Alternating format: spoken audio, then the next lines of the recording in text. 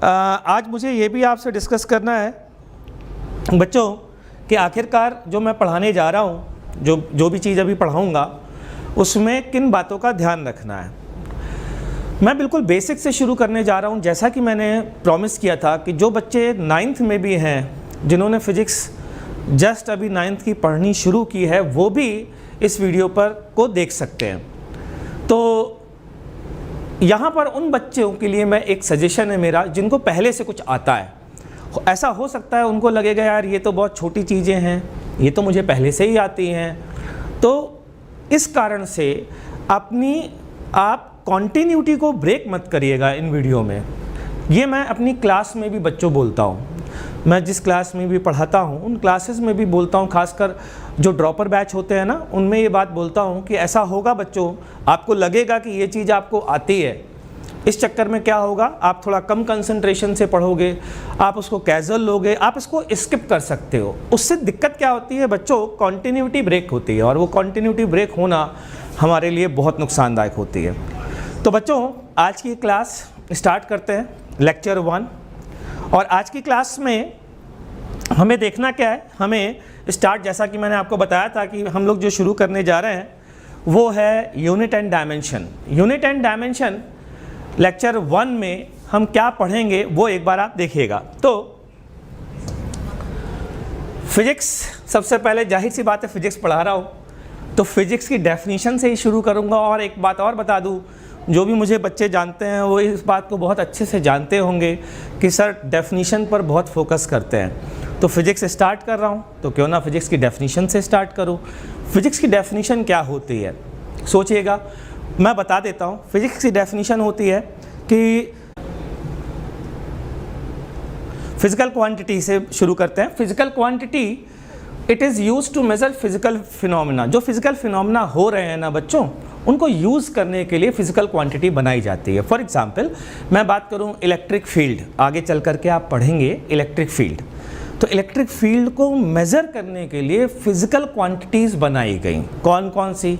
Electric field intensity, electric potential, ये उसको measure करने के लिए फिजिकल क्वांटिटी बनाई गई है। और क्या चीज़ें हो सकती हैं? बहुत सारी चीज़ें। कौन कितनी तेज़ी से भाग रहा है, ये फिजिकल फिनोमिना है। इसको मेज़र करने के लिए क्या बनाया गया है? वेलोसिटी। तो ये है फिजिकल क्वांटिटी। अब कोई कहता है कि इमोशनल, मैं ना बहुत डर गया, तो उसको मेज़र कर पाओगे क्या? कितना भैया, कितना डर गए? तो नहीं भाई, वो तो उसको मेज़र नहीं कर सकते हो, तो that is not a physical quantity. उसके करस्पॉन्डिंग कोई फिजिकल क्वांटिटी नहीं बनाई गई है। तो जाहिर सी बात है फिजिकल क्वांटिटी, अगर हम किसी भी फिजिकल फिनोमिना को क्वांटिफाई कर रहे हैं, उसको मेज़र कर रहे हैं, उसके लिए हम फिजिकल क्वांटिटी को बनाते हैं। ठीक, आगे बढ़ते हैं बच्चों। अगली बात है कि मेज़रमेंट। जब मैंने ये बात बोली ना आपको कि किसी भी फिजिकल फिनोमिना को मेज़र करने के लिए फिजिकल क्वांटिटी बनाई जाती है, तो आपका दिमाग में प्रश्न आएगा कि मेज़रमेंट क्या होता है। मेज़र तो तब करेंगे जब आपने मेज़रमेंट पढ़ाया हो, वो तो आपने पढ़ाया ही नहीं है। बिल्कुल सही बात है। तो देखते हैं मेज़रमेंट क्या होता है। तो मेज़रमेंट, तो फिजिकल, मैं यहाँ पर था कि मेज़रमेंट किसे कहते हैं। तो ध्यान से सुनना, बहुत सिंपल सी चीज़ है मेज़रमेंट।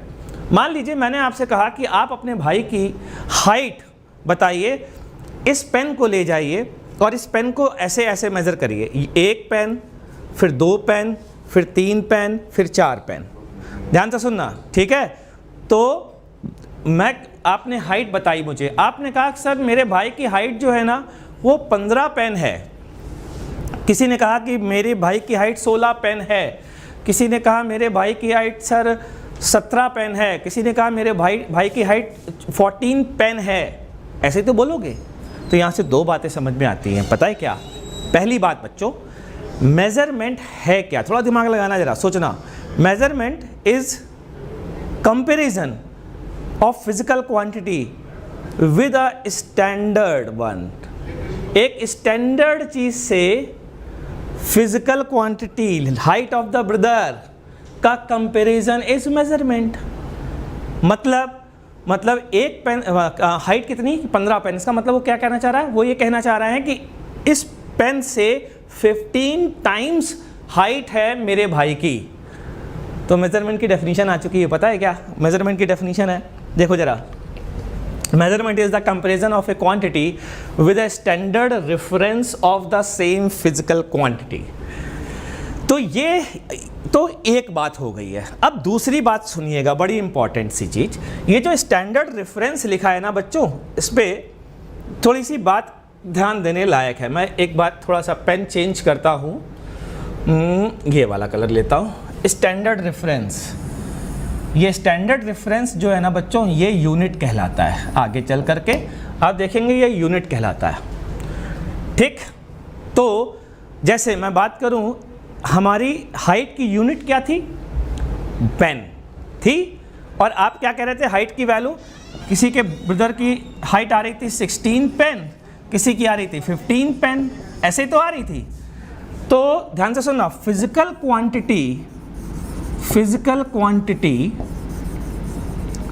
को कैसे लिखा जा सकता है? मेरे हिसाब से ये है न्यूमेरिकल वैल्यू, इसको बोलते हैं न्यूमेरिकल वैल्यू, ठीक। और ये है क्या है? यूनिट। ये है बच्चों यूनिट। तो किसी भी फिजिकल क्वांटिटी को कैसे रिप्रेजेंट किया जा सकता है? n इंटू यू से, n इंटू यू से। आई बात समझ में? n इंटू यू से रिप्रेजेंट कर सकते हैं, जहाँ n क्या है? न्यूमेरिकल वैल्यू, u क्या है? यूनिट। इस तरीके से किसी भी फिजिकल क्वांटिटी को रिप्रेजेंट किया जा सकता है। अब बात आती है, एक बंदे ने कहा कि सर मेरे पास ये पेन नहीं था। मैंने कहा फिर? मैंने कहा इस डब्बे से मैंने भाई की हाइट मेज़र करी। मैंने इस डब्बे से शुरू किया, ऐसे ऐसे ऐसे ऐसे ऐसे, और इस तरीके से मैंने अपने भाई की हाइट निकाली। मैं कहा अच्छा तू पेन ले जा भाई, पेन से भी बता दे, डब्बे से भी बता दे। तो उस बंदे ने कहा क्या? ध्यान से सुनना बच्चों। उस बंदे ने कहा कि ये बॉक्स, मतलब इस बॉक्स का साइज, ठीक है। इसने मेजर किया, इसने कहा 20 बॉक्स। जब मैंने अपने भाई की हाइट मेजर करी ना सर, तो वो 20 बॉक्स आ रही थी। मैंने कहा अच्छा पेन से कितनी आ रही थी? कि पेन से आ रही थी 16 पेन, 16 पेन। तो 20 बॉक्स और 16 पेन, इसका मतलब बराबर होंगे बच्चों। अरे भाई बॉक्स से मेजर किसकी हाइट की? अपने भाई की ना, उसी भाई की कह रहे, भाई तो चेंज नहीं हुआ ना। तो सेम भाई की हाइट अगर बॉक्स से मेजर करते हैं तो 20 बॉक्स, अगर पेन से मेजर करते हैं तो 16 पेन। दैट मीन्स आज के बाद मैं कह सकता हूं n इंटू यू कॉन्स्टेंट रहेगा। मतलब अगर आपने यूनिट चेंज की तो पहली यूनिट में अगर न्यूमेरिकल वैल्यू 1 है, दूसरी यूनिट में न्यूमेरिकल वैल्यू 2 है, तो मैं कह सकता हूँ n1 u1 equals to n2 u2, n1 u1 equals to n2 u2। Clear है बच्चों? तो ये है इंपॉर्टेंट बात जो मेजरमेंट से रिलेटेड मुझे आपको बतानी थी। अब मैं आगे बढ़ता हूँ। एक बात फिर से बोल रहा हूँ कि जिनको ये बहुत बेसिक लग रहा हो वो थोड़ा पेशेंस रखें। बेसिक से बहुत ऊपर लेवल तक जाएंगे। ऊपर लेवल का मतलब हम लोग INPHO ही नहीं, IPHO भी टच करेंगे। लेकिन जाहिर सी बात है पहला हमारा पड़ाव होगा NSEP। तो अभी फ़िलहाल तो मैं NSEP के लेवल तक ले जाऊंगा आपको, और फिर NSEP के एग्ज़ाम के, बल्कि INPHO के लेवल तक भी कहीं कहीं पर मैं टच करूंगा, JEE एडवांस और INPHO, ठीक। उसके बाद फिर हम लोग IPHO भी देखेंगे, मतलब रिलेटिविटी वगैरह भी मैं आपको पढ़ाऊंगा। आगे बढ़ते हैं बच्चों। यूनिट अभी बताया था ना, यूनिट क्या होती है? तो यूनिट की जरा परफेक्ट डेफिनेशन देख लेते हैं। Standard measure of a physical quantity. तो मैंने पेन कहा, बन गया। तो दिमाग में एक बात आती है, इसका मतलब सर इस पेन को यूनिट बना सकते हैं लेंथ की? तो मैं कहा यार लग तो रहा है बना सकते हैं। तो अगर मैंने इस पेन को यूनिट बनाया और मैंने अमेरिका में मेरा एक दोस्त है उसको फ़ोन किया, मैंने कहा यार ये बताओ तुम्हारे भाई की हाइट कितनी है? उसने कहा कैसे बताऊं कि जो मेरे पास पेन है। लैग आ रहा है बच्चों? सर लैग बहुत आ रहा है। ओके, समझने में दिक्कत हो रही है। फिजिकल क्वांटिटी मींस क्या होगा? Magnitude, yes sir. RC Ranjan, Tarun Kumar, बहुत लैग आ रहा है। Lag lag lag, okay. साइब्रॉग, नो सर, ऑल गुड, ठीक है। लैग आ रहा है, लैग क्यों आ रहा है बीच बीच में? ओके ओके, ड्रॉपर ओलंपियाड की क्लास में मेरे हिसाब से अपीयर क्यों होंगे, टॉपर को अपीयर नहीं होना चाहिए, कोई फ़ायदा नहीं है, ठीक है। नाउ परफेक्ट, अब सही आ रहा है, ओके ठीक है। अब बच्चे कह रहे हैं सही आ रहा है, नहीं ओके ठीक है, अब ठीक है, ओके ठीक है, बहुत बढ़िया, चलिए फाइन। तो मैं, हाँ गुड, अब मैं आगे बढ़ता हूँ बच्चों, बीच बीच में आ जाता है, अभी ठीक है, चलो अभी ठीक है। तो मैं आगे बढ़ता हूँ। फिज़िकल क्वांटिटीज़ कितने तरीके की होती हैं? फिज़िकल क्वांटिटीज़, जो फिज़िकल क्वांटिटी को मैंने डिफ़ाइन किया था बच्चों, दो तरीके की, एक को कहते हैं फंडामेंटल और दूसरे को कहते हैं डिराइव्ड। कि साहब फंडामेंटल फिजिकल क्वांटिटी किसे कहते हैं, कि डिराइव्ड फिजिकल क्वांटिटी किसे कहते हैं, देख लेते हैं फटाफट जल्दी से देख लेते हैं। तो fundamental quantities, a set of fundamental quantities can be defined in which all the quantities are independent of each other and can be used as a reference to derive other physical quantities। ये है definition, बहुत important, ध्यान रखिएगा। आपको notes available Telegram channel पर करा दूंगा, ध्यान रखिएगा। तो एक बार और जब मैं नेक्स्ट क्लास लूँगा तो ये सारी चीज़ें आपको याद भी होनी चाहिए बच्चों, नोट्स पढ़ के आइएगा वरना फ़ायदा नहीं होगा। ज़रा समझिएगा ये क्या मीनिंग है। A set of fundamental quantities can be defined in which all the quantities are independent of each other and can be used as a reference to derive other physical quantities. मतलब set of fundamental quantity, एक example लेता हूँ अपनी बात को समझाने के लिए। जैसे मैंने कहा मास, लेंथ, टाइम, क्या ये set of fundamental physical quantity हो सकता है? तो चेक करना है बहुत आसान, पता है कैसे?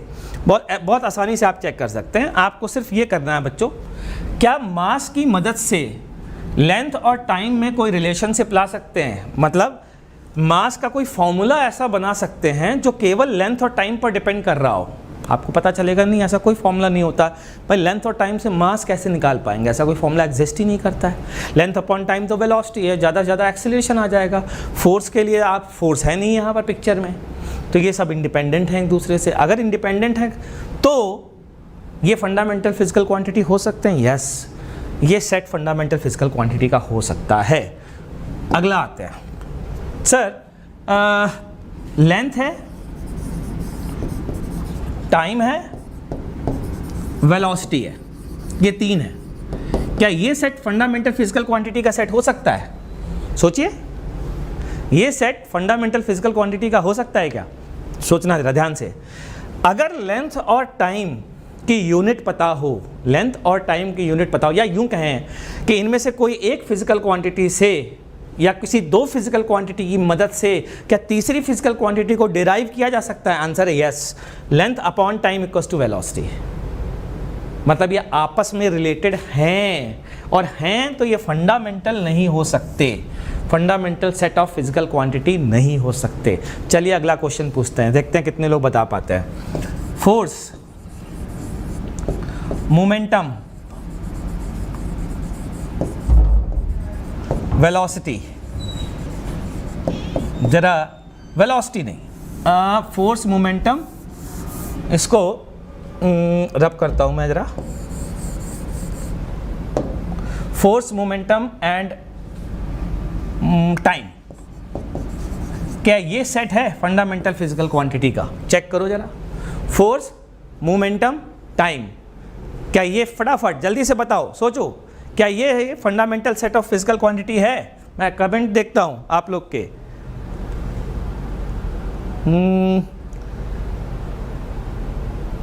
जल्दी बोलो फटाफट फटाफट, क्या ये है कि नहीं है? मैं वेट कर रहा हूं। ओके, नो नो, बढ़िया, अरे वाह, शाबाश, गुड। नहीं, सबको समझ में आ गया? गुड, बहुत बढ़िया बच्चों। तो फोर्स, मोमेंटम, टाइम क्यों नहीं है? क्योंकि आपको पता होगा rate of change of momentum with respect to time, यानी मोमेंटम अपॉन टाइम किसके बराबर होता है? फोर्स के बराबर। तो ये set of fundamental physical quantity नहीं है। क्लियर? मैं ये मानता हूँ कि आपको तो बात ये समझ में आ गई है। तो बच्चों अब आगे बढ़ते हैं। अगली चीज़ है जो मैं, जिसके ऊपर मैंने लिख दिया है, तो पहले इसको रिमूव कर देता हूँ ताकि आपको दिखाई दे जाए वो चीज़। और आगे से ध्यान रखूँगा कि ऐसी जगह लिखूँ कि रब ना करना पड़े।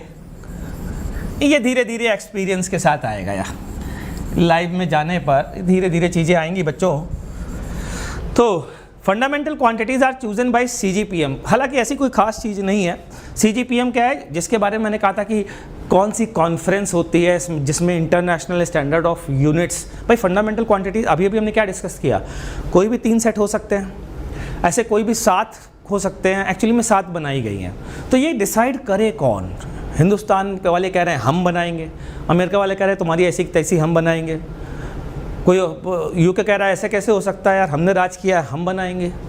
तो यार ये लड़ाई बचना है ना, तो एक जनरल कॉन्फ्रेंस बनाई जाती है जिनमें दुनिया भर के साइंटिस्ट बैठते हैं और उस जनरल कॉन्फ्रेंस को बोलते हैं general conference on weights and measures. ठीक, इस कॉन्फ्रेंस में डिसाइड किया जाता है कि आखिरकार फंडामेंटल फिजिकल क्वांटिटी किसे कहेंगे और पूरे वर्ल्ड को ये एक्सेप्ट होना चाहिए, इंटरनेशनली ये चीज़ एक्सेप्ट होनी चाहिए। ठीक, तो इन्होंने साहब फंडामेंटल फिजिकल क्वांटिटी बनाई, 7 फंडामेंटल फिजिकल क्वांटिटी पूरी फिजिक्स में बनाई और कहा कि बाकी फिजिक्स में जितनी भी फिजिकल क्वांटिटीज़ हैं वो सारी इन 7 से डिराइव की जा सकती हैं। तो देखिएगा वो कौन कौन सी हैं।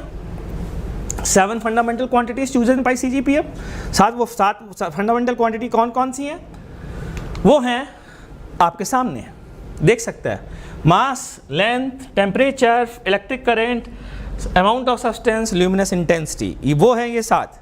क्या इन्हें याद रखना है? जी हाँ, बिल्कुल याद रखना है। ये सर क्या है, ये इनका सिंबॉलिक रिप्रेजेंटेशन है। शॉर्ट में इनको इसी तरीके से लिखा जाएगा। कहाँ ज़रूरत पड़ेगी, थोड़ी देर का वेट करिए, आपको पता चल जाएगा कहाँ ज़रूरत पड़ने वाली है। ये है SI unit, international standard of unit, जिसकी मैं बात कर रहा था, है ना। इनकी क्या यूनिट है, किलोग्राम, मास की, लेंथ की मीटर, टाइम की सेकेंड, टेम्परेचर की केल्विन, इलेक्ट्रिक करंट की एम्पियर, अमाउंट ऑफ सब्सटेंस की मोल, ल्यूमिनस इंटेंसिटी कैंडला। इनमें से आपको ये सारी, ये तो आपने सुनी होंगी, ये सुना है, ये सुना, ये सुना, ये सुना, ये सुना, ये सुना, ये नहीं सुना सर जी, ये क्या होता है ये हमने नहीं सुना, सुनने की ज़रूरत भी नहीं है, नहीं है, विश्वास मानेंगे। थोड़ा सा हिंट दे देता हूँ। एक्चुअली में ल्यूमिनस इंटेंसिटी की क्यों नहीं सुना, या यूँ कहेंगे ल्यूमिनस इंटेंसिटी जो है ना, जो जैसे मान लो ये इंटेंसिटी है जो लाइट की मुझे दिख रही है, ठीक, जब इसको कैलकुलेट किया गया तो ये पाया गया ऐसा ज़रूरी नहीं है कि जो इंटेंसिटी ज़्यादा हो वो आँखों में भी ज़्यादा दिखे, ऐसा ज़रूरी नहीं है ना, क्योंकि हम तो विजिबल, हमारी रेंज होती है ना फिक्स वेवलेंथ की, तो ज़रूरी नहीं है कि हाई इंटेंसिटी एक्चुअल में आँखों को भी हाई इंटेंसिटी दिखे, ब्राइटनेस ज़्यादा दिखे, ऐसा ज़रूरी नहीं है। तो उसके लिए जो आँखों को ज़्यादा ब्राइट दिखती है उसके लिए कोई नई फिजिकल क्वांटिटी बनाई गई, and that physical quantity is luminous intensity, जो कंपेयर करती है कि इस चीज़ की आंखों को दिखने वाली इंटेंसिटी जो है, मतलब कौन सी चीज़ ज़्यादा चमकदार दिखेगी, किसको कैसे मेज़र करें, तो ल्यूमिनस इंटेंसिटी से मेज़र करें। देख छोटी सी हिंट है, छोटी सी बात है, आपके सिलेबस में नहीं है लेकिन फिर भी मन में तो आता है ना, यार सर ये ल्यूमिनस इंटेंसिटी कभी सुनी नहीं है। तो बच्चों ये हैं 7, इन 7 से सारी की सारी बाकी की जितनी यूनिट्स है ना सब डिराइव की जा सकती है। ये फंडामेंटल क्वांटिटीज, इनकी यूनिट क्या है आपके सामने लिखी हुई है, इनसे बाकी की सारी यूनिट डिराइव की जा सकती है। तो डिराइव करी जाए, बिल्कुल की जाए। कि देखते हैं SI unit, international standard of units, इसमें ये जो लाइन है ना ये मैंने अभी ऐड करवाई थी यार, जनरली मैं पढ़ाता था तो ये लाइन मैंने ऐड कराई है। 2018 में बहुत बवाल हुआ है, बहुत बड़ी बात हुई है, ये बहुत इंटरेस्टिंग सी बात है, और हमारी जो बुक्स है ना वो अपडेट नहीं होती हैं, ये दिक्कत है। 2008 SCV क्या है, SCV है concept of physics bye SC Verma, मैं इसको SCV बोलूँगा भाई, तो क्योंकि बड़ा कोटा में यार ये फेमस रहता है ये वर्ड, SCV सब बोलते हैं। तो कॉन्सेप्ट ऑफ फिजिक्स बुक है, SC वर्मा साहब ने लिखी है, बहुत ही महान फिजिक्स के ऑथर हैं, बहुत महान फिजिक्स के बंदे हैं। इन्होंने एक किताब लिखी है और इसमें जो यूनिट्स की डेफिनेशन दी है कि मास, जो 1 किलोग्राम मास है वो एक्चुअल में है क्या, मतलब जो से स्टैंडर्ड बोला गया था, जैसे मैंने कहा था ना बच्चों कि 15 पेन, तो पेन तो आपको दिख रहा है, वैसे अगर कोई कह रहा है 10 kg तो उसमें से 1 kg कहाँ रखा है, कहाँ है, कैसा है, ये यूनिट, ठीक, ये SCV में दिया हुआ है सबके बारे में। लेकिन अब आज की डेट में वो डेफिनेशंस नहीं हैं, चेंज हो गई हैं। उसके लिए आप चाहें तो गूगल पर SI यूनिट सर्च करिएगा, SI यूनिट सर्च करने पर आपको मिल जाएगा, और ना मिले तो मुझे बता दीजिएगा, मैं डिस्क्रिप्शन में उस वेब पेज का लिंक डाल दूंगा या टेलीग्राम चैनल में उस वेब पेज का लिंक डाल दूंगा। तो आज की जो रिसेंट डेफिनेशंस हैं यूनिट्स की, हालांकि सिलेबस में नहीं है लेकिन पता तो होनी चाहिए ना, वो आपको वहाँ मिल जाएंगी। ठीक, कई लोगों के दिमाग में एक बात और आ रही होगी, सर आपने एक नाम तो लिया नहीं जो SCB में लिखा हुआ है, सप्लीमेंट्री यूनिट्स। 2 सप्लीमेंट्री यूनिट्स होती हैं कि कौन कौन सी, कि अगर आपको याद हो, एंगल एक फिजिकल क्वांटिटी होती है और सॉलिड एंगल एक फिजिकल क्वांटिटी होती है, इनकी यूनिट सप्लीमेंट्री यूनिट्स कहलाती हैं। बच्चों रेडियन और स्टेरेडियन, मुझे पता है ये बात, लेकिन पता है ये 2009 में ये भी चेंज हो गया है 2009 में, लेकिन अपनी बुक्स अपडेटेड नहीं है, जैसा मैं हमेशा कहता रह रहा हूँ। लेकिन आप ओलंपियाड की प्रिपरेशन कर रहे हैं ना, तो आपको पता होना चाहिए, इसलिए मैं बता भी रहा हूँ कि एंगल की यूनिट आज की डेट में होती है। मुझे याद आया कि वेलोसिटी जो होती है डिस्टेंस अपॉन टाइम है ना, तो कह सकता हूँ unit of distance upon unit of time.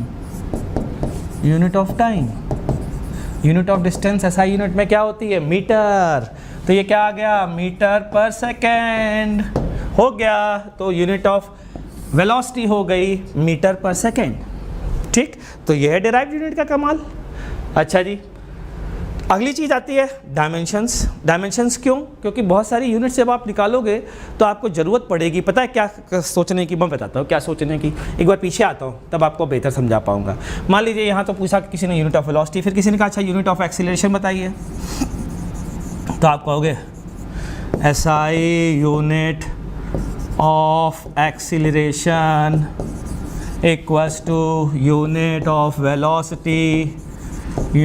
Velocity divided by unit of time. बहुत बोरिंग नहीं हो रहा यार, बहुत ज़्यादा नहीं लिखना पड़ रहा है। तो ये जो ज़्यादा लिखना पड़ रहा है ना, यूनिट ऑफ वेलोसिटी फिर से लिखा, unit of distance upon unit of time का स्क्वायर आ जाएगा। इतना लंबा लंबा कौन लिखेगा यार? तो जैसे ये बात हमको परेशान कर रही है वैसे दुनिया वालों को परेशान किया। तो उन्होंने फिर एक चीज़ बनाई, उन्होंने कहा डायमेंशन की काम क्या कर रहा है। मेरे हिसाब से अगर यूनिट ऑफ एक्सीलरेशन चाहिए तो आपको, अगर मेरे हिसाब से यही तो पता करना है कि इतना लंबा लिखने की ज़रूरत नहीं है। फंडामेंटल क्वांटिटीज़ कितनी थी, 7 थी कि नहीं थी? इन 7 में एक्सीलरेशन, इन 7 में कैसे किस पर डिपेंड कर रहा है, यही तो मायने रख रहा है ना यार। तो अगर ये किसी छोटे से एक्सप्रेशन से बता दिया जाए तो आय हाय हाय कितना मज़ा आएगा, कितना आराम मिलेगा। मुझे तो बहुत ज़्यादा मिलेगा, इतना लिखना पड़ रहा है यार, है ना। तो वो क्या तरीका है, उसके लिए आया डायमेंशंस। What is dimensions? तो डायमेंशंस की पहले डेफिनेशन देखते हैं फिर समझते हैं। When a physical quantity is expressed in terms of fundamental quantities, it is written as a product of different powers of those quantities. जैसे अभी थोड़ी देर पहले एक्सीलरेशन लिखा था, unit of acceleration is unit of distance divided by unit of time का square. यही बात आई थी, बढ़िया। तो क्या किस चीज़ की जरूरत पड़ी थी? तो किसी ने कहा यूनिट ऑफ डिस्टेंस की पावर क्या आई थी सर, 1। यूनिट ऑफ टाइम की पावर क्या आई थी, -2 आई थी ना पिछले वाले एग्जाम्पल में। तो वो उसी को डायमेंशन कहते हैं। The exponent of the base quantity that enters into the expression is called the dimension of the physical quantity in that base। समझिए जरा क्या कहना चाह रहा हूँ। जैसे अभी हमने इतना लंबा लिखा था SI unit of velocity SI unit of length divided by SI unit of time. थकान वाला काम फिर से कर रहा हूँ, लेकिन लास्ट बार कर रहा हूँ, बार बार करने की ज़रूरत नहीं पड़ेगी।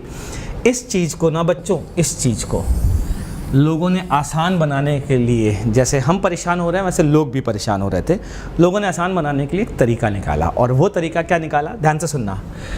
SI यूनिट ऑफ वेलोसिटी को यूँ लिखा बॉक्स में, डब्बे में, V बॉक्स बराबर इनके सिंबल्स का यूज़ किया। याद है वो सिंबल्स ब्रैकेट में लिखे थे, मैंने कहा था सिंबॉलिक रिप्रेजेंटेशन, याद आया? L/T या फिर L × T⁻⁻1। ठीक सर, यार ये डब्बा क्यों बनाया, इसकी क्या ज़रूरत थी? देखो बेटा क्यों बनाया, अभी समझ में आ जाएगी, ध्यान से सुनना। डब्बा इसलिए बनाया ताकि अगर मैं ये लिख करके यहाँ से चला जाऊँ और किसी को ना बताऊँ कि ये क्या है, तो कोई आदमी गलती से इसको फॉर्मूला समझ सकता है कि आज के बाद मैंने फॉर्मूले का रट्टा मार लिया, v = LT-1, v = LT-1, लेकिन ये फॉर्मूला नहीं है भाई, ये रिलेशनशिप है एक डिराइव्ड यूनिट की फंडामेंटल यूनिट के साथ। तो ये फॉर्मूला ना कहला करके ये कहलाता है डायमेंशनल फॉर्मूला। और ये क्या रिप्रेजेंट करता है कि कोई भी क्वांटिटी फंडामेंटल फिजिकल क्वांटिटीज पर कैसे कैसे डिपेंड करती है। इसको बोलते हैं क्या बोलेंगे, डायमेंशनल फॉर्मूला। डायमेंशनल फॉर्मूला, पहली बात इसको बोलते हैं डायमेंशनल फॉर्मूला। दूसरी बात, इसको रीड कैसे करते हैं वो भी तो बताइए गुरुजी। देखिए जरा रीड कैसे करते हैं, बताते हैं आपको। ये एक example, find dimension of velocity, मैंने लिख ही दिया है तो फटाक से वही चीज़ लिखता हूँ, VLT-1, ये पहुँच गए। अब रीड देखना, या तो आप ऐसे बोल दीजिए कि dimensional formula of velocity, dimensional formula of velocity is LT-1, LT⁻⁻1। एक और चीज़ बोल सकते हैं, पता है क्या, डायमेंशन, ध्यान से सुनना बच्चों, dimension of velocity in length is 1, in time -1, and 0 in all other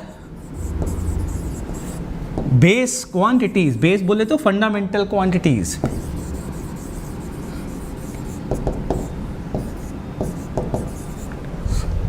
देख लीजिए भाई, dimension of velocity in length is 1, in time dimension of velocity in length की पावर बोलो is 1, in time it is -1, and 0 in all other base quantity, मतलब बाकी की power 0 मान सकते हैं ना भाई। ठीक, तो ध्यान रखिएगा, ये डायमेंशन नहीं है बच्चों, डायमेंशनल फॉर्मूला है।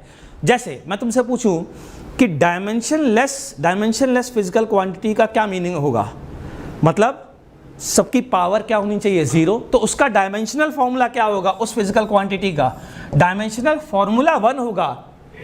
और डायमेंशन क्या होगी सब सारी फंडामेंटल फिजिकल क्वांटिटीज में, 0। और डायमेंशनल फॉर्मूला क्या होगा, 1। क्यों, क्योंकि लेंथ की पावर 0, मास की पावर 0, सबकी पावर 0, किसी की पावर 0, 1 होता ना यार भाई।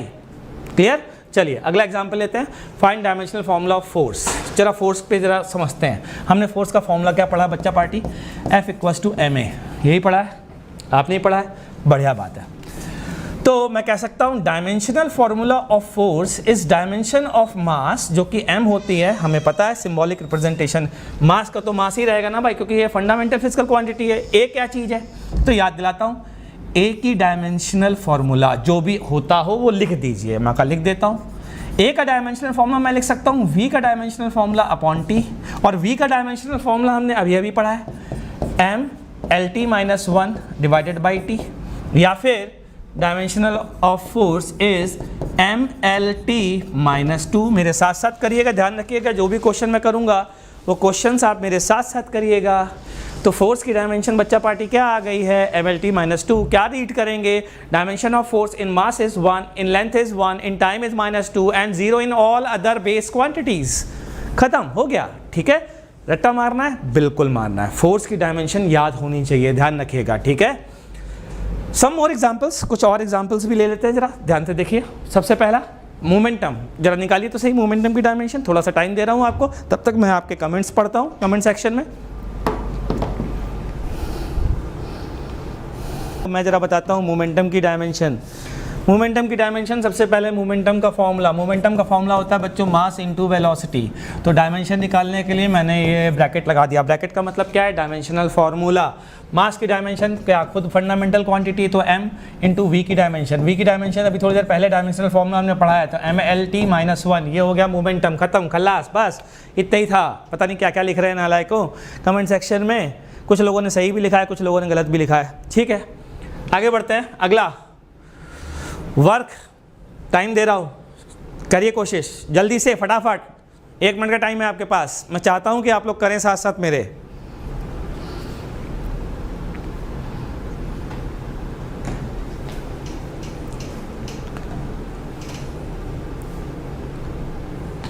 फटाफट work work work work comment section में लाओ वर्क की डायमेंशन।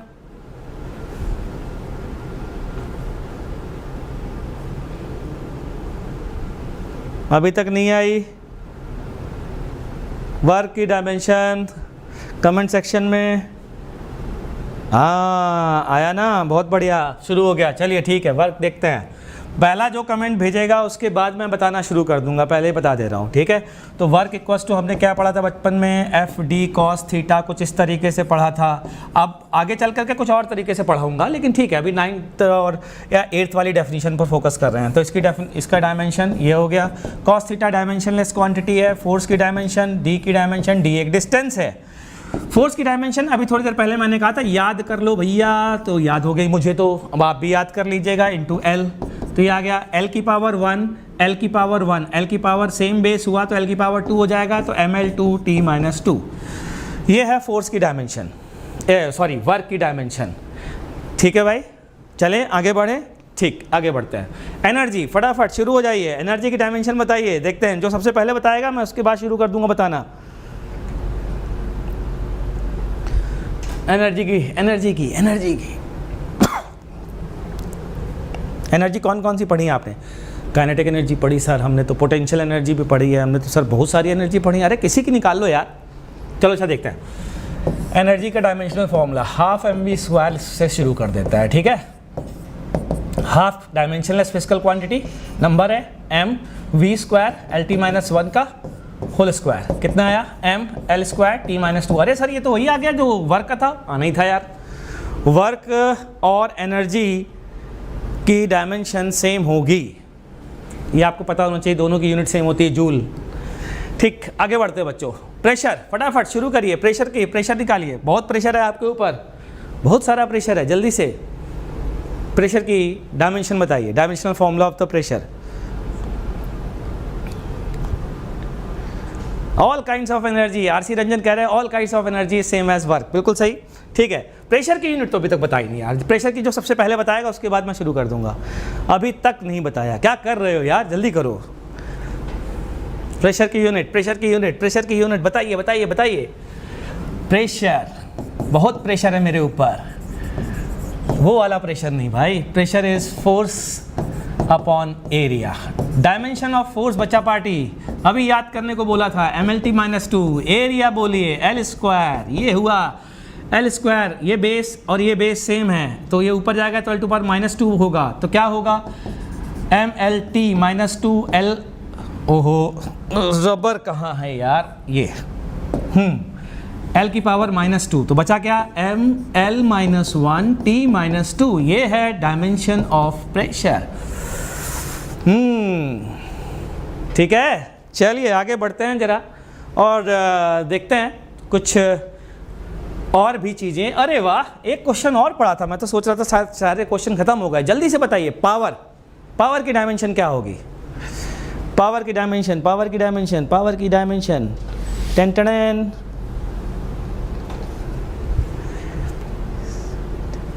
सोचिए सोचिए सोचिए सोचिए, फटाफट फटाफट फटाफट। प्रेशर, प्रेशर हो चुका है। वर्क बताओ भैया, वर्क। कृष्णकांत कुमार, वर्क भी हो गया, पावर बताना था। ओ पावर की यूनिट, पावर की डायमेंशन।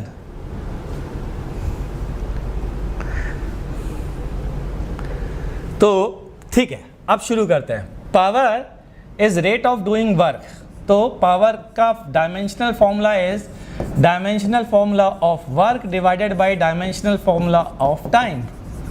ठीक है जी, तो वर्क का डायमेंशनल फॉर्मूला क्या होता है, अभी अभी तो निकाला था यार, क्या ml2t-2। अरे mlt-2 हो गया फोर्स इंटू डिस्प्लेसमेंट, तो l ऊपर और आ गया ना यार, ये आ गया ml² t-3। ये है पावर का डायमेंशनल फॉर्मूला, ml² t-3। ठीक है जी, सही है, सही लिखा है। ठीक, आगे बढ़ते हैं बच्चा पार्टी। तो अगले क्वेश्चन पर आते हैं। सम इंपॉर्टेंट क्वेश्चन खत्म, some important points regarding dimensions. जरा देखिएगा, angle is a dimensionless quantity. सबसे पहला पॉइंट, एंगल एक डायमेंशनलेस क्वांटिटी होनी भी चाहिए। याद करिए मैंने क्या बताया था, 2009 में चेंज किया ऐसा यूनिट ने, रेडियन सप्लीमेंट्री यूनिट चेंज ऐसे किया कि रेडियन भी एक्सेप्टेबल है, गलत नहीं माना जाता। लेकिन एंगल की डेफिनेशन क्या होती है बच्चों, एंगल इक्वल्स टू होता है arc upon radius, arc upon radius. अगर किसी भी दो लाइंस के बीच का एंगल मेजर करना है तो क्या पढ़ाया गया आपको, जहाँ पर इंटरसेक्शन पॉइंट है वहाँ से कोई भी आर रेडियस, किसी भी रेडियस का एक सर्कल ड्रॉ करिए, सर्कल की जो लेंथ उसके अंदर ट्रैप हो जाएगी उसको कहेंगे आर्क। और ये जो एंगल थीटा है that is S upon R, S की यूनिट। अगर मैं यूनिट की बात करूँ या डायमेंशन की बात करूँ तो एंगल की डायमेंशन क्या आएगी बच्चा पार्टी, ये लीजिए एस की डायमेंशन, आर की डायमेंशन, एस की डायमेंशन, आर की डायमेंशन, दोनों की डायमेंशन एल, तो ये क्या आ गया 1। 1 का मतलब डायमेंशन 1 नहीं है, 1 का मतलब डायमेंशनल फॉर्मूला 1 है भाई। इसकी डायमेंशन कितनी है, 0। In all physical quantities it has 0 dimension. ठीक है, चलिए आगे बढ़ते हैं। तो सर इससे क्या होगा, अरे इससे क्वेश्चन पूछ लेते हैं यार लोग, कैसे देखो क्वेश्चन, ओहो क्वेश्चन के ऊपर लिख दिया मैंने, चलो कोई बात नहीं, मैं इसको रब कर देता हूँ ताकि आपको दिख जाए। और वैसे भी एंगल आपने पढ़ा हुआ है इसलिए ये हटा भी दूंगा तो कोई बहुत ज़्यादा फर्क नहीं पड़ेगा, मैथ्स की चीज़ थी। ये उड़ गया, ठीक है। चलिए, तो आपसे पूछा गया, क्वेश्चन पढ़िए जरा, find dimensions of A and K in the following equation where Y and X and T, Y X and T represent displacement along Y axis, displacement along X axis and time respectively. ठीक, अब इन्होंने dimension पूछी साहब। सबसे पहली चीज़ ये क्या है बच्चा पार्टी, ये है, ये जो चीज़ आपको दिख, ओहो अगला पेज आ गया यार। हाँ, ये जो चीज़ दिख रही है आपको ये है एंगल, क्योंकि साइन कॉस टेन ये किसी एंगल का ही तो लिया जाता है और ये होगा डायमेंशनलेस। तो इसका डायमेंशनल फॉर्मूला क्या होना चाहिए मैं बताता हूँ, के एक्स बाई टी। अगर डायमेंशनलेस है तो इसका डायमेंशनल फॉर्मूला 1 के बराबर होना चाहिए। ठीक, अब आते हैं के एक्स क्या चीज़ है, देखो डिस्प्लेसमेंट, एल क्या चीज़ है, टी क्या है टाइम, ये आ गया 1।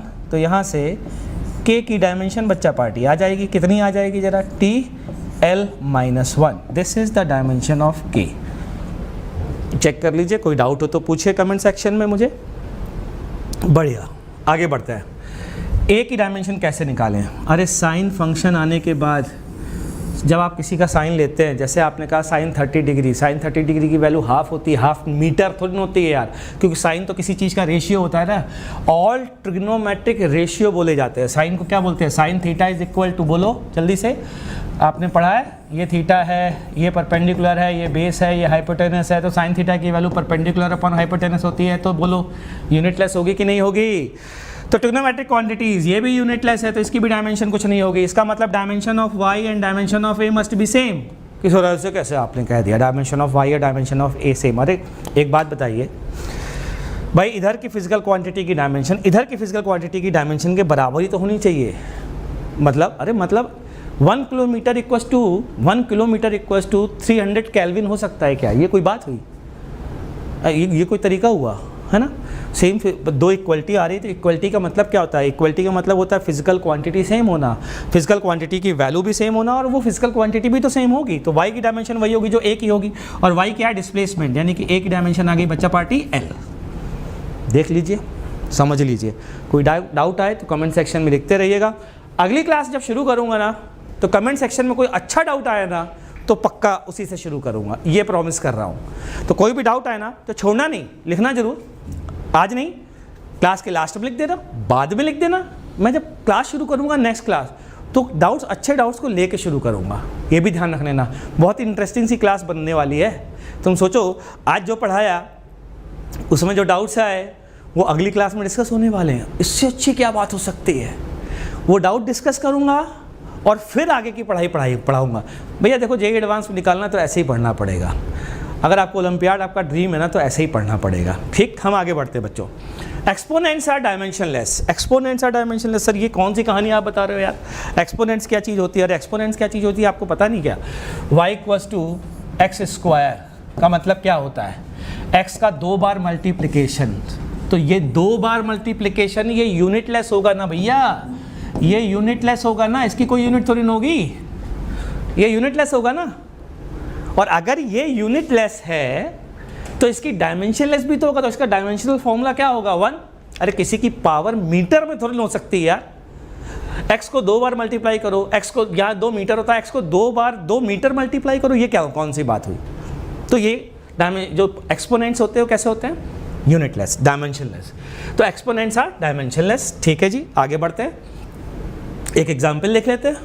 Find dimension of a and b in the following equation where y, x and t represent displacement along y axis, displacement along x axis and time respectively। इसमें मैं 2 minute का time दे रहा हूँ सभी बच्चों को, क्योंकि पिछली बार मैंने काफ़ी समय लगाया पिछले क्वेश्चन में। मैं चाहता हूँ आप लोग भी इस क्वेश्चन को सॉल्व करिए फटाफट, और कॉपी में निकाल के रखिए, कमेंट सेक्शन में आंसर डालिए, तब मैं शुरू करूँगा। ठीक है, मैं वेट कर रहा हूँ आपका, शुरू हो जाइए।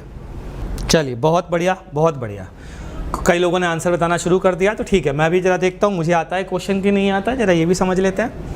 तो ये है पावर, ये है एक्सपोनेंट, और अभी अभी हमने क्या बोला है, एक्सपोनेंट्स आर डायमेंशनलेस। ठीक, तो मैं क्या लिखूँगा, dimension of A T square upon x, x की डायमेंशन क्या होगी, डायमेंशनल फॉर्मूला, कोई चीज़ डायमेंशनलेस होती है तो उसका डायमेंशनल फॉर्मूला 1 के बराबर होता है बच्चों। ठीक है, x क्या है डिस्प्लेसमेंट, t क्या है टाइम। तो फिर यहाँ से आगे बढ़ते हैं, क्या लिखेंगे, dimension of a T square upon L equals to 1। तो डायमेंशन ऑफ a आ गया l t की पावर -2, ये है डायमेंशन ऑफ a।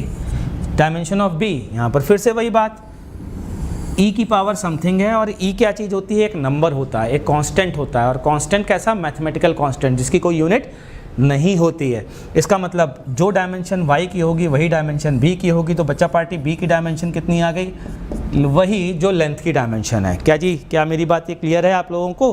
तो a की डायमेंशन आ गई, b की डायमेंशन आ गई, या कोई डाउट हो तो पूछ सकते हैं आप लोग कमेंट सेक्शन में डाल करके। खैर मैं आगे बढ़ता हूँ। Any mathematical operation is executed only on dimensionless quantity। कोई भी मैथमेटिकल ऑपरेशन एग्जीक्यूट किया जा रहा है, मैथमेटिकल ऑपरेशन से आपका कहना क्या है, अरे जैसे लॉग हो गया यार, लॉग किसी फिजिकल क्वांटिटी पे ऑपरेट थोड़ी होता है। एक एग्जांपल देख लेते हैं। Find dimensions of a in the following equation where v, y, v and t represent displacement along y axis, velocity and time respectively।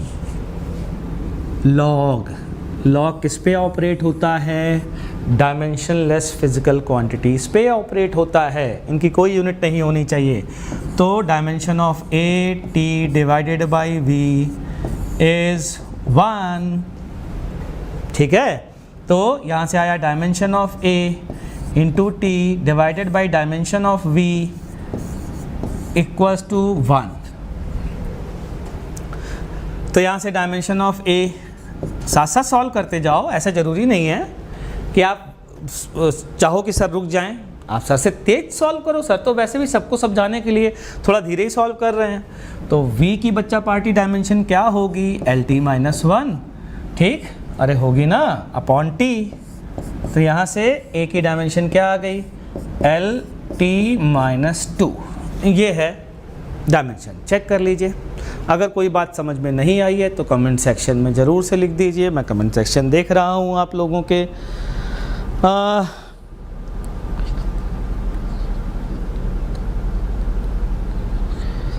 एक बच्चे ने पूछा सर क्या मैं मैकेनिक्स केवल 2023 जेईई एडवांस के लिए ये कवर कर सकता हूँ, थोड़ा मैकेनिक्स कमज़ोर रह गया है। नहीं भैया, कोई ज़रूरत नहीं है, आपको आराम से मैकेनिक्स क्या आप सारे टॉपिक ही कर सकते हैं यहाँ से। ठीक है, जेईई के लिए भी कर सकते हैं, और अच्छी खुशी की बात क्या है, आप सब जानते हो यार, INPHO का सिलेबस और जेईई का सिलेबस सेम ही है। IPHO के लिए आपको थोड़ा बहुत एक्स्ट्रा पढ़ना पड़ेगा, थोड़े प्रैक्टिकल्स करने पड़ेंगे, और आपको रिलेटिविटी भी पढ़नी पड़ेगी। रिलेटिविटी भी मैं पढ़ाऊँगा, पहले बता दे रहा हूँ। अगर आपका सिलेक्शन INPHO में हो जाता है तो सर आपको रिलेटिविटी भी पढ़ाएंगे। मैं क्यों इंटरेस्टेड हूँ रिलेटिविटी पढ़ाने में, क्योंकि बहुत मज़ेदार टॉपिक होता है, इसलिए सर को बहुत मज़ा आता है। खैर आगे बढ़ते हैं बच्चों। Application of dimensional analysis, application part पर आते हैं कि क्या क्या एप्लीकेशन है, क्या क्या बातें हैं, किस तरीके से इस पर क्वेश्चन भी पूछे जा सकते हैं, तो उस पर आते हैं, ध्यान से सुनिएगा। अच्छा, एक बात और बताता हूँ बच्चों, कई लोग सोच रहे होंगे यार ये क्यों पढ़ा रहे हैं। तो पहली बात, मैंने प्रॉमिस किया था कि 9th के बच्चे भी इसको कर सकते हैं, इसलिए मुझे पढ़ाना ज़रूरी समझता हूँ। दूसरी बात, एक इंटरेस्टिंग फैक्ट बताऊँ, मैंने आज से करीब 1 महीने पहले जेई के पिछले 6 साल के पेपर, 6 या 7 साल के पेपर की एनालिसिस की थी। पता है, एक टॉपिक ऐसा था जिससे हर साल क्वेश्चन आया था, और वो था यूनिट एंड डायमेंशन। इससे हर साल एक क्वेश्चन आया है, हर साल। तो फिर समझ सकते हैं कि ये तो इम्पॉर्टेंट भी है ना। खैर, to check the validity of an equation using principle of homogeneity of dimension according to which only some same physical quantities can be added और सब्ट्रैक्टेड। तो केवल सेम फिजिकल क्वांटिटी ऐड की जा सकती हैं और सब्ट्रैक्ट की जा सकती हैं। ये है प्रिंसिपल ऑफ होमोजेनिटी। और इससे क्या चेक करते हैं? Validity of an equation. मतलब सर, अरे मतलब समझना, मतलब समझाता हूँ, चिंता मत करो, मतलब बताता हूँ। जैसे मैंने कहा x equals to a plus B. Principle of homogeneity क्या होता है, ध्यान से सुनना। कि अगर मैं आपसे बोलूँ 10 लीटर पानी में 40 संतरे ऐड कर दिए गए या 2 दर्जन संतरे ऐड कर दिए गए, तो बताइए कितना टेम्परेचर होगा। क्या इस क्वेश्चन का कोई मीनिंग है? या 10 लीटर पानी में 50 मीटर की डिस्टेंस यदि ऐड कर दी जाए तो कितने अमाउंट का चार्ज मिलेगा? अजीब सा लग रहा है? ऑब्वियसली अजीब सा लगेगा भी, because only same physical quantities can be added और सब्ट्रैक्टेड। आप ये पूछ सकते हैं कि 50 लीटर पानी में 10 लीटर पानी और डाल दिया गया तो कितना बचा, या 40 लीटर पानी और निकाल दिया गया तो कितना बचा, ये क्वेश्चन। और जो बचेगा वो भी पानी ही होगा लीटर में, इस बात का भी ध्यान रखिएगा। That means what is principal of homogeneity? Dimension of x, या इससे भी पहले मैं लिखना चाहूँगा x, a and b must represent same physical quantity.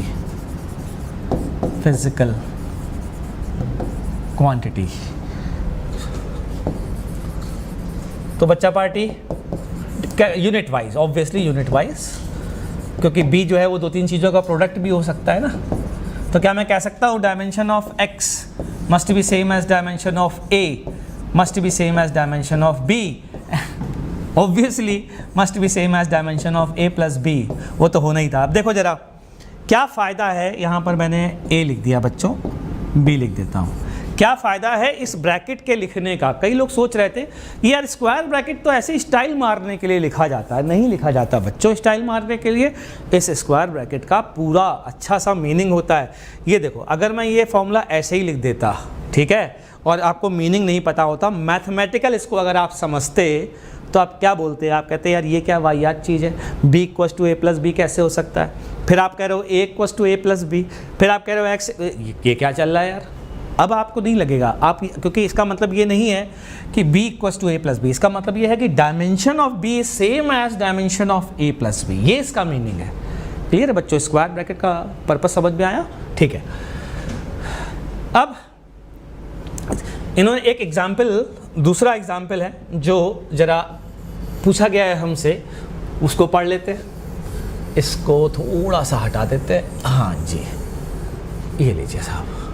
Check validity of equation using principle of homogeneity of dimension. वो कह रहे हैं कि प्रिंसिपल ऑफ होमोजेनिटी से इस इक्वेशन की वैलिडिटी चेक करिए कि ये वैलिड इक्वेशन है कि नहीं है।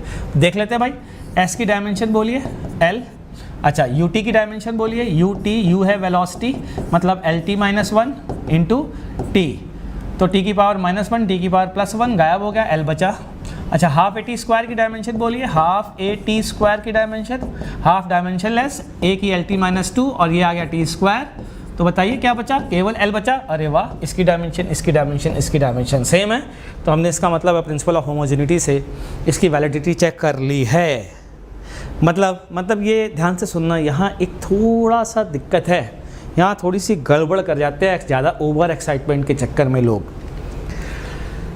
Check validity of equation using principle of homogeneity of dimensions. ध्यान से सुनना, यहाँ पर हम ये बात कहेंगे कि according to principle of homogeneity this equation is correct, लेकिन इसका उल्टा नहीं कह सकते। कि मतलब सर, मतलब फिर से बोल रहा हूँ, अगर कोई इक्वेशन करेक्ट है, फिर कोई इक्वेशन करेक्ट है तो प्रिंसिपल ऑफ होमोजेनिटी वाइज भी वो करेक्ट होगी।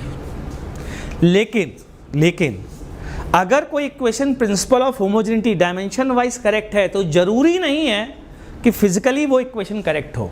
सर क्या कहना चाह रहे हैं आप, ज़रा थोड़ा डिटेल में समझाते हैं। बिल्कुल, देखिए अगला क्वेश्चन देख लीजिए। Check validity of equation using principle of homogeneity.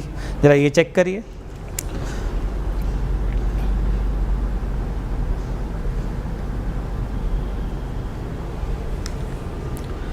S equals to UT plus AT square. क्या कह सकते हैं, इसकी डायमेंशन और इसकी डायमेंशन आपस में सेम है। क्या कह सकते हैं, अभी थोड़ी देर पहले ही निकाली थी, सेम है। लेकिन आपको पता है S equals to UT plus AT square is the wrong equation, सही इक्वेशन नहीं है।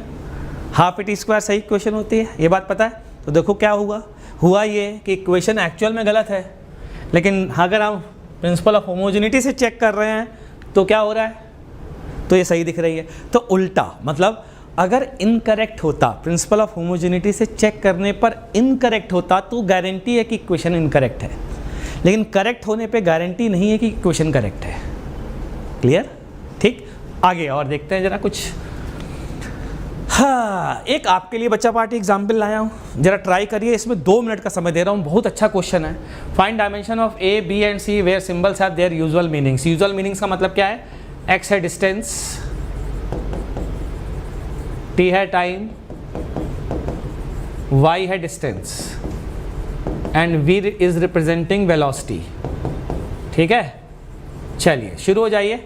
ABC के डायमेंशन बताइए, 2 मिनट का समय दे रहा हूँ, फटाफट। चलिए, कुछ लोगों ने आंसर लिखना शुरू कर दिया हो तो मैं भी ज़रा इसका सोल्यूशन बताना शुरू कर देता हूँ। अरे भैया, ये तो बहुत भारी क्वेश्चन लग रहा है यार। Dimension of X must be same as dimension of AT must be same as dimension of BV divided by C plus TY। ठीक है, ये तो पहली बार में सही है जो मैंने समझाया था। तो देखो, A की डायमेंशन तो इस इक्वेशन से आती हुई दिख रही है। डायमेंशन ऑफ X L हो गया, डायमेंशन ऑफ A पता नहीं, T की डायमेंशन T है, तो A की डायमेंशन बच्चा पार्टी क्या आ गई, LT-1। ये है A की डायमेंशन। ठीक है। ओहो सर, इसको कैसे संभालें? तो देखो ज़रा, इसको पकड़ लो, इसको। ये 2 चीज़ों का एडिशन है बच्चा पार्टी, ये 2 चीज़ों का एडिशन है। या दैट मीन्स यहाँ से एक रिज़ल्ट लिखा जा सकता है कि dimension of C must be same as dimension of TY। आय हाय हाय, क्या बात है। T की डायमेंशन T, Y की डायमेंशन L, तो ये हो गया T की पावर 1 और L की पावर 1। ठीक, इसकी डायमेंशन भी आ गई साहब। और अगर इसकी आ गई है तो यहाँ पर मैं ये लिखता हूँ, ध्यान से देखना जरा बच्चों, ये होगा BV अपॉन C या TY, क्योंकि ये बात भी याद करो, इन दोनों के समेशन की डायमेंशन वही होगी जो इसकी अकेले की होगी, जो इसकी अकेले की होगी। तो ये लिख सकते हैं ना बच्चा पार्टी। ज़रा इसको पकड़ लो अब। तो dimension of B, dimension of velocity divided by LT equals to ये डायमेंशन ऑफ L। तो यहाँ पर क्या आया बच्चा पार्टी, ऊपर लिख देता हूँ यार, dimension of B equals to L square into T divided by dimension of V। Dimension of V क्या है, LT-1। तो ये कितना आ गया, L, और ये आ गया T स्क्वायर। तो ये है dimension of B, L into T square. ये डायमेंशन ऑफ B है। देखें जरा किसी के आंसर मैच कर रहा है कि नहीं कर रहा है। अरे वाह, शाबाश, बहुत बढ़िया। कई सारे बच्चों ने सही आंसर लिखा है, वेरी गुड, वेल डन। चलिए बच्चों, आगे बढ़ते हैं। एक नोट है जिसके बारे में मैं पहले भी आपको बता चुका हूँ। क्या, if an equation is dimensionally correct it does not mean that it is valid, but if it is dimensionally incorrect then it must be wrong. अगर करेक्ट है, ध्यान से सुनना, अगर if equation is dimensionally correct it does not mean that it is valid. जरूरी नहीं कि valid हो, हाँ, लेकिन एक कंफर्म बात है, अगर डायमेंशनली इनकरेक्ट है तो पक्की बात है रॉन्ग होगी, जिसका एग्जाम्पल मैं थोड़ी देर पहले बताया था बच्चों, आपको वापस से देख लो। S equals to UT plus half T square, दोनों both equations are dimensionally correct, but this equation is wrong, this equation is correct. Dimensionally both equations are correct. ठीक, चलिए आगे बढ़ते हैं। एप्लीकेशन ऑफ डायमेंशनल एनालिसिस का दूसरा part है conversion of units. Conversion of units कैसे कन्वर्ट करें, अरे कैसे क्या कन्वर्ट करें, थोड़ी देर पहले ही तो हम लोगों ने डिस्कस किया था कन्वर्जन ऑफ यूनिट्स में, अगर आपको याद हो n1u1 इक्वल्स टू n2u2, याद आया कुछ हैं? ये कब किया? अरे आज की क्लास की स्टार्टिंग में किया। n1u1 और n2u2 आपस में बराबर हैं। याद दिलाता हूँ मैंने कहा था कि पेन की जगह इस बॉक्स से हाइट मेज़र करो, कुछ याद आया? मैंने कहा था ना आपसे कि 16 बॉक्स इक्वल्स टू 14 पेन या 13 पेन, कुछ इस तरीके की इक्वेशन मैंने लिखी थी, याद है? तो वो दोनों आपस में सेम थे। मैंने कहा था कि हाइट थोड़ी ना आपके भाई की चेंज हो जाएगी, इसलिए n1u1 इक्वल्स टू n2u2। और इसकी मदद से बच्चों, इस इक्वेशन की मदद से कैसे कन्वर्ट की जाएंगी यूनिट, ये बताने जा रहा हूँ। तो क्या स्टेप होंगे वो ध्यान से सुनना। सबसे पहली चीज़ आप क्या करेंगे, जिस फिजिकल क्वांटिटी की यूनिट आपको कन्वर्ट करनी है उस फिजिकल क्वांटिटी की डायमेंशन लिखेंगे। तो सबसे पहला स्टेप, राइट द डायमेंशन या dimensional formula of the quantity whose unit has to be converted, जिसकी यूनिट कन्वर्ट करनी है, आपको उसका डायमेंशनल फॉर्मूला लिखना होगा। ठीक, चलिए आगे बढ़ते हैं। फिर क्या करें साहब, जैसे एक एग्जांपल लेता हूँ, मान लीजिए आपको फोर्स की यूनिट कन्वर्ट करनी है, तो फोर्स का डायमेंशनल फॉर्मूला क्या होगा, आप लिखेंगे mLT-1। ठीक, फिर क्या करेंगे, फिर आप ये करेंगे कि n1 अगर उसकी numerical value n1 numerical value अगर एक सिस्टम में है, मतलब एक यूनिट में है, तो आप लिखेंगे n1 m1 L1 T1-1। ये क्या है, यूनिट इन वन सिस्टम, कोई सिस्टम है जिसमें ये यूनिट है। ऐसे यूनिट्स को रिप्रेजेंट किया जाएगा, मतलब जैसे पहले हम लोग m की यूनिट क्या बोल रहे थे, किलोग्राम बोल रहे थे ना बच्चों, यहाँ पर m1 इज़ द किलोग्राम, वो वहाँ का किलोग्राम ये m1 से रिप्रेजेंट करेंगे। ठीक है, फिर बाद में रख देंगे वैल्यू, यार इसमें क्या दिक्कत है, n2 m2 L2 T2-2। ये क्या है, यूनिट इन अदर सिस्टम। और फिर सॉल्व कर लेंगे, निकाल लेंगे n2 n1 की वैल्यू की। कैसे निकाल लेंगे, अरे हम लिखेंगे ना यार n2 इक्वल्स टू n1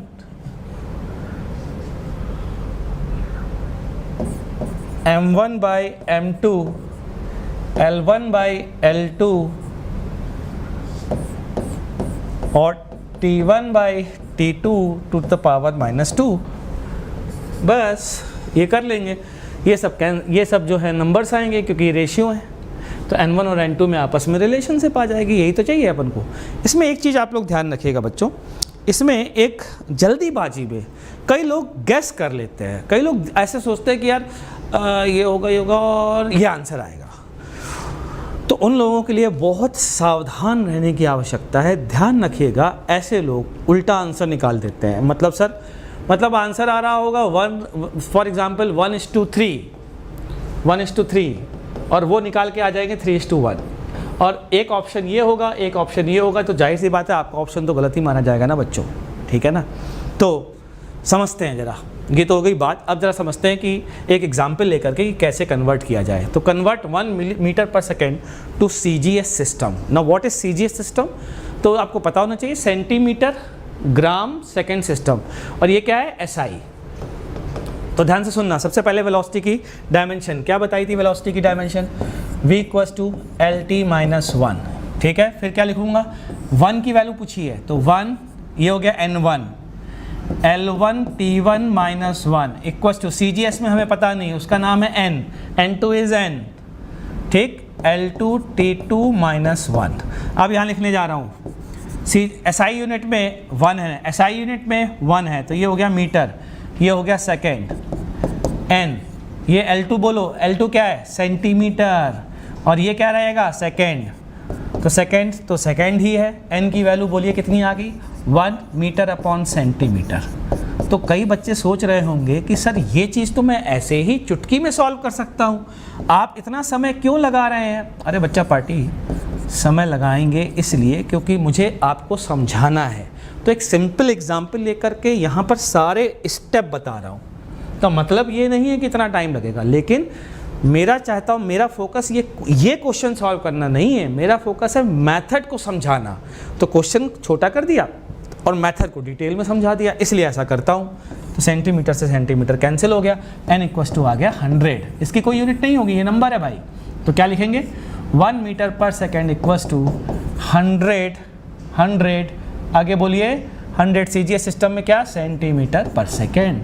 बहुत बढ़िया है। तो सिंपल सा ज़रा सा बिल्कुल क्वेश्चन था। अगले पे आते हैं जरा। अगला क्वेश्चन क्या है, convert 1 joule to CGS system. जरा इसको आप ट्राई करिए, आपको 2 मिनट दे रहा हूँ, फटाफट ट्राई करिए और बताइए कितनी वैल्यू आ रही है। चलिए मैं भी निकाल के देखता हूँ, ठीक है। 1 जूल टू CGS सिस्टम। सबसे पहले 1 जूल क्या है, सर ने क्या पहला स्टेप बताया था, एनर्जी है ना। तो सबसे पहले एनर्जी की डायमेंशन याद करता हूँ, फोर्स इंटू डिस्टेंस, सर ने पहले ही बताई थी, mL/T-2। याद आया। इसका मतलब 1 joule 1 m1 L1 square T1 - 2 equals to n times m2 L2 square T2 - 2। यहाँ से n की वैल्यू देखते हैं क्या आया। m1 क्या चीज़ है, m1 बोलिए CGS यूनिट में 1 किलोग्राम, और m2 नीचे आएगा किसमें, ग्राम, बंद कर दिया ब्रैकेट में। L1 मीटर में है और L2 CGS सिस्टम में किसमें है, सेंटीमीटर में, इसका स्क्वायर आया। फिर आया T1 है सेकेंड और T2 भी है सेकेंड, पावर -2, ये हो गया गायब। ठीक, तो ये हो गया कैंसिल, ये ख़त्म। ज़रा इनको सही करते हैं। तो n की वैल्यू 1 किलोग्राम को लिखा 1000 gram divided by gram, into metre को लिखा 100 सेंटीमीटर डिवाइडेड बाई सेंटीमीटर। बच्चा पार्टी जिंदा हो, जिंदा बने रहना। n इक्वस टू, ये है 10⁻³ और ये है 10⁻⁴। कितना आया, n इक्वस टू 10⁻7। और कुछ लोगों का आ रहा था -7, और सर ने बात कही थी कि नालायकों जल्दीबाजी मत करना वरना गलती होगी, रेशियो उल्टा आएगा, और आया भी। तो ध्यान रखिए 1 जूल इक्वल्स टू 10⁻7। कौन सी यूनिट, किलोग्राम नहीं, ग्राम, सेंटीमीटर का स्क्वायर, सेकेंड टू पावर -2। इसका एक नया नाम होता है अर्ग्स, इसको अर्ग्स से जाना जाता है। ठीक है, चलिए आगे बढ़ते हैं बच्चा पार्टी। हाँ, आगे तो हो गई ख़त्म, तो बहुत अच्छी बात है, ख़त्म हो भी जाना चाहिए क्योंकि टाइम भी हो गया ख़त्म। तो हम क्या करेंगे, पहले तो आप ये समझिए, आप क्या करेंगे, आप करेंगे power, force, gravitational constant G। एक ग्रेविटेशनल कांस्टेंट भी तो एक चीज़ होती है यार, बताई थी ना मैंने नहीं बताई, कोई बात नहीं बताई, ये फॉर्मूला तो पढ़ाया आपने, F equals to Gm1 m2 upon r² पढ़ा है। ठीक, तो इसकी SI यूनिट में वैल्यू अगर 1 है तो CGS में क्या होगी, ये घर में खुद से प्रैक्टिस करके आइएगा नेक्स्ट क्लास में। और मैं आते ही आपसे क्वेश्चन दाग दूंगा, ध्यान रख लीजिएगा, इसी चीज़ पर बेस्ड दनादन 4-5 क्वेश्चन दाग दूंगा। तो तैयारी करके पूरी आइएगा बच्चों, ठीक है। नेक्स्ट क्लास में यूनिट एंड डायमेंशन कंप्लीट हो जाएगा, वेक्टर स्टार्ट हो जाएगा। अपने डाउट कमेंट सेक्शन में लिख दीजिएगा, उन डाउट को लेकर के ही शुरू करूंगा। तो टेलीग्राम चैनल में ये नोट्स आपको मिल जाएंगे, लेकिन ये मेरे नोट्स होंगे, आप अपने नोट्स बनाइए बच्चों। मैं पहले भी कह चुका हूँ, खुद के नोट्स बनाइए।